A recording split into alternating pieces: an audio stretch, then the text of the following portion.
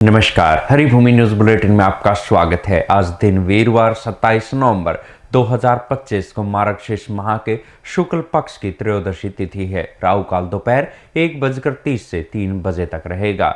आज हरियाणा का मौसम हल्की धुंध के चलते आसमान में धुंधलापन रहने की संभावना है। अब नजर डालते हैं आज की प्रमुख हेडलाइंस पर।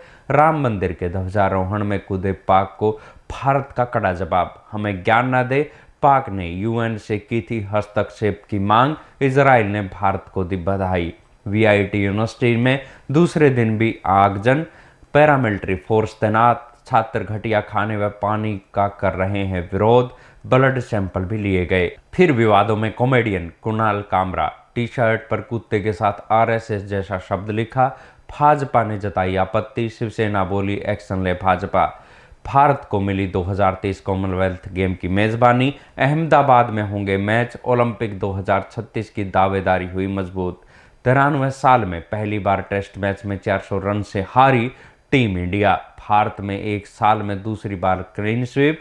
पाक से भी कमजोर प्रदर्शन। अब खबरें विस्तार से। श्री गुरु तेग बहादुर साहिब के 350वें शहीदी दिवस को समर्पित पंजाब सरकार की श्रद्धा और सत्कार से भरपूर पहल। पंजाब के 23 जिलों में गुरु साहिब के जीवन और बलिदान को दर्शाते light and sound show Srinagar, Gurdaspur, Faridkot और तख्त श्री दमदमा साहिब, तलवंडी साबो से अनंतपुर साहिब तक 4 महान नगर कीर्तन तथा 23, 24 और 25 नवम्बर को अनंतपुर साहिब में होने वाले भव्य समागमों में मुख्यमंत्री सरदार भगवंत सिंह जी मान की ओर से सभी को नतमस्तक होने का हार्दिक अनुरोध। आइए अपनी अटूट श्रद्धा और सत्कार के साथ इन समागमों का हिस्सा बनी।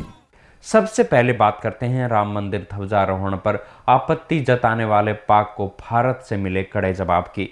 भारतीय विदेश मंत्रालय के प्रवक्ता रणधीर जायसवाल ने अल्पसंख्यकों को लेकर भारत को पाकिस्तान से ज्ञान लेने की जरूरत नहीं है। जिस पाकिस्तान का बड़े पैमाने पर अल्पसंख्यकों पर अत्याचार का लंबा इतिहास रहा है, उसे किसी दूसरे को नसीहत देने का कोई अधिकार नहीं है। यूएन की रिपोर्ट के अनुसार पिछले 6 माह में अल्पसंख्यकों पर हुए हमलों और धमकियों पर पाक की कोई कार्रवाई नहीं हुई। 2023 में चर्च जलाने वाले 10 लोगों को भी वहां की अदालत ने बरी कर दिया। पाकिस्तान विशेषकर सिंध व पंजाब में अक्सर हिंदू और ईसाई लड़कियों के जबरन धर्म परिवर्तन और जबरन शादी के मामले सामने आते रहे हैं।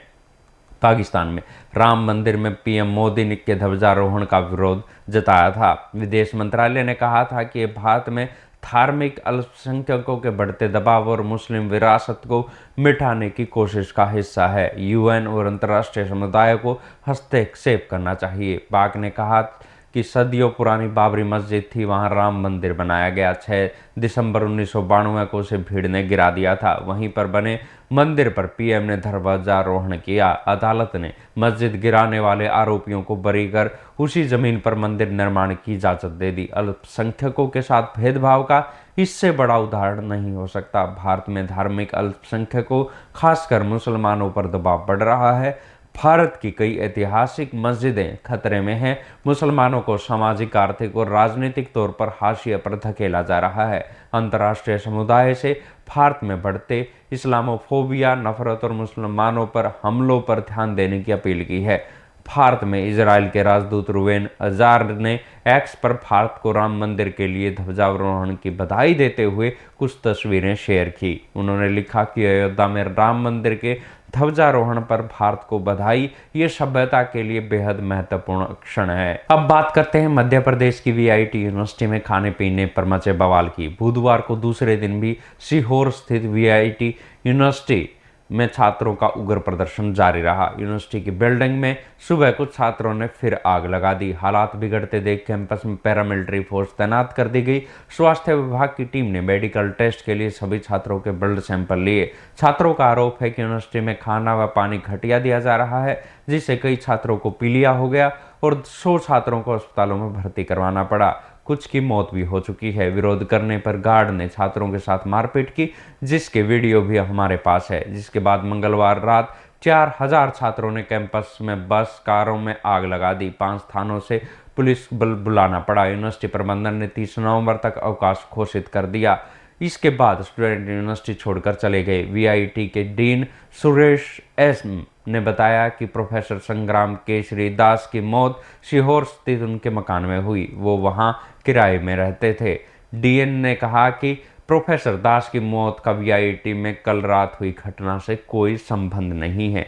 पीजीआई और खाद्य सुरक्षा विभाग ने भोजन और पेयजल के सैंपल लिए हैं। मेडिकल टीम छात्रों के स्वास्थ्य की जांच, प्राथमिक उपचार और पुराने रिकॉर्ड का मिलान कर रही है। कुछ वीडियो मिले हैं जिसमें छात्रों के साथ मारपीट करते हुए दिख रहे हैं। जिले की प्रभारी मंत्री कृष्णा गौर ने संज्ञान लेते हुए कलेक्टर बाला गुरु के और एसपी दीपक कुमार शुक्ला और कॉलेज प्रबंधन से जानकारी ली। मंत्री गौर ने शांति और कानूनी व्यवस्था बनाए रखने के सभी आवश्यक कदम उठाने के साथ ही छात्रों का मेडिकल टेस्ट कराने को कहा है। अखिल भारतीय विद्यार्थी परिषद ने इस गंभीर स्थिति को संज्ञान में लेते हुए उच्च व तकनीकी शिक्षा मंत्री इंदर सिंह परमार और निजी विश्वविद्यालय आयोग को ज्ञापन सौंपकर त्वरित हस्तक्षेप करने की। अब बात करते हैं कॉमेडियन कुणाल कामरा की। टी शर्ट पर विवाद की। कुणाल कामरा एक बार फिर विवादों में घिर गए हैं। सोशल मीडिया पर उनकी एक तस्वीर वायरल हो रही है जिसमें वो टी शर्ट पहने नजर आ रहे हैं। टी शर्ट में छपी तस्वीर में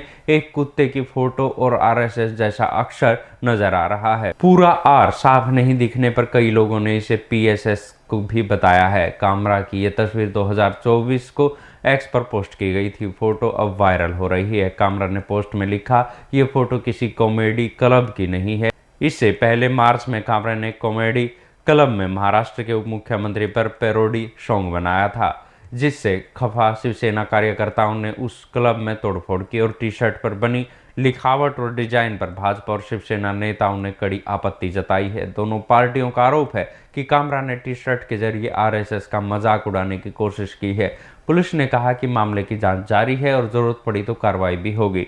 शिवसेना शिंदे गुट के मंत्री संजय सिरसाट ने कहा कि आरएसएस को सख्त जवाब देना चाहिए। कामरा पहले भी प्रधानमंत्री नरेंद्र मोदी और महाराष्ट्र के उप मुख्यमंत्री एकनाथ शिंदे पर कई बार तीखी टिप्पणियां कर चुके हैं। इससे पहले 36 साल के स्टैंड अप कॉमेडियन कामरा ने मार्च 2025 में अपने शो में शिंदे के राजनीतिक करियर पर कटाक्ष किया था। कामरा ने फिल्म दिल तो पागल है के गाने को पैरोडी किया था, जिसमें शिंदे को गद्दार कहा गया था।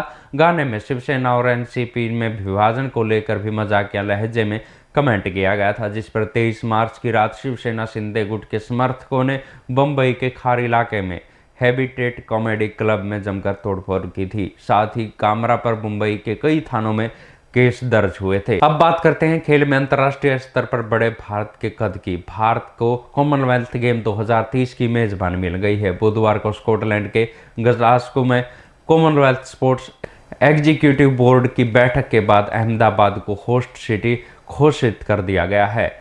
भारत 15 साल बाद कॉमनवेल्थ गेम की मेजबानी कर रहा है। 2010 में नई दिल्ली इन गेम्स का आयोजन किया गया था। तब भारतीय खिलाड़ियों ने 38 गोल्ड और 101 मेडल जीते थे। भारत CWG के अलावा 1951 और 1982 एशियन गेम और 2003 में हैदराबाद के एफ्रो एशियन कप की मेजबानी कर चुका है। CWG का आयोजन किसी भी देश के लिए सिर्फ खेल आयोजन नहीं बल्कि उसकी अंतर्राष्ट्रीय छवि, विकास क्षमता, इंफ्रास्ट्रक्चर और विजन का भी प्रतीक माना जाता है। अब तक Australia, England, Bharat, Canada, New Zealand सहित 9 देश इसकी मेजबानी कर चुके हैं। सबसे ज्यादा 5 बार ऑस्ट्रेलिया ने मेजबानी की है। CWG की मेजबानी मिलने से भारत के ओलंपिक गेम्स 2036 की मेजबानी की दावेदारी मजबूत होगी। भारत 2036 के ओलंपिक गेम की मेजबानी की तैयारी भी कर रहा है। पीएम नरेंद्र मोदी ने लाल किले से इसका ऐलान किया था। पिछले साल नवंबर में भारत ने ओलंपिक गेम 2036 की मेजबानी हासिल करने के लिए दावेदारी पेश की थी। और अंत में बात करते हैं क्रिकेट में भारत की दक्षिण अफ्रीका से मिली शर्मनाक हार की। बुधवार को टेस्ट मैचों की सीरीज के अंतिम और दूसरे मैच में मिली हार के बाद भारत के नाम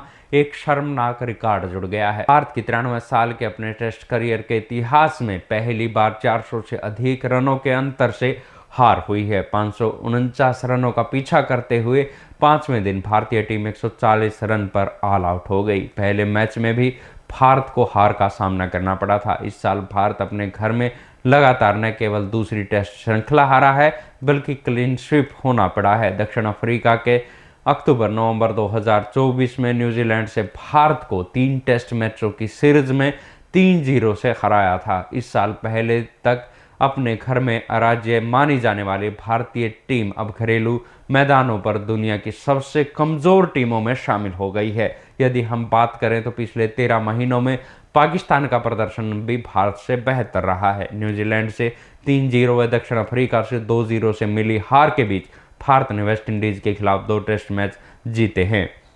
टेस्ट सीरीज में मिली करारी हार के बाद खिलाड़ी व विशेषकर सीनियर खिलाड़ियों के अपमान को लेकर कोच गौतम गंभीर पूर्व खिलाड़ियों व प्रशंसकों के निशाने पर आ गए हैं। विराट कोहली के भाई तो इसे लेकर एक्स पर पोस्ट भी कर चुके हैं। हार के बाद सामने आए गंभीर ने कहा कि इस हार के लिए मैं जिम्मेदार हूं, अब मेरे भविष्य का फैसला बीसीसीआई करेगी। गौतम गंभीर के कोच बनने के बाद भारत ने चैंपियन ट्रॉफी जीती थी। वनडे टीम की कप्तानी से हटाए जाने के बाद चैंपियन ट्रॉफी में मिली जीत पर रोहित शर्मा ने कहा था कि उस जीत में पूर्व कोच राहुल द्रविड़ का बहुत बड़ा योगदान था। ऐसी ही खबरों से जुड़े रहने के लिए देखते रहिए हरिभूमि टीवी। और अधिक खबरों को विस्तार से जानना है तो हरिभूमि अखबार पढ़ें या हरिभूमि की वेबसाइट पर जाएं।